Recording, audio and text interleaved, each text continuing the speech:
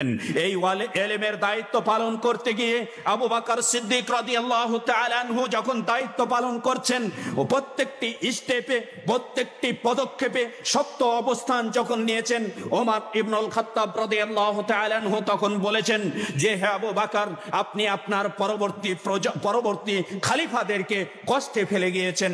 সুতরাং প্রত্যেকটা উম্মতের প্রত্যেকটা উলামার দায়িত্ব হচ্ছে রাসূলের দায়িত্ব পালন করা, রাসূলের চাকরি পালন করা। এটি রাসূলের চাকরি ছিল, এটি রাসূলের দায়িত্ব ছিল।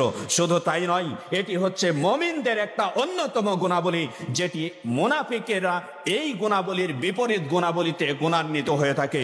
আল্লাহ তাআলা মুমিনদের ব্যাপারে বলছেন, আল্লাহ তাআলা মুমিনদের ব্যাপারে কোরআনুল কারীমের সূরা তাওবা এর ৭১ নম্বর আয়াতে আল্লাহ তাআলা বলছেন, ওয়াল মুমিনুনা ওয়াল মুমিনাত, পৃথিবীতে যত মুমিন রয়েছে, পৃথিবীতে যত মুমিনাত রয়েছে, পুরুষ নারী যত মুমিন রয়েছে, সকলেই বাদুহুম আউলিয়াউ বাদ, পরস্পরের বন্ধু, পরস্পরের সাথে বন্ধুত্ব সম্পর্ক বজায় রাখে, তারা পরস্পরের বন্ধু। পৃথিবীতে যত মুমিন রয়েছে একজন আরেকজনের বন্ধু, পৃথিবীতে যত মুমিনাত রয়েছে, নারী মুমিন রয়েছে, তারা সকলে একে অপরের বন্ধু।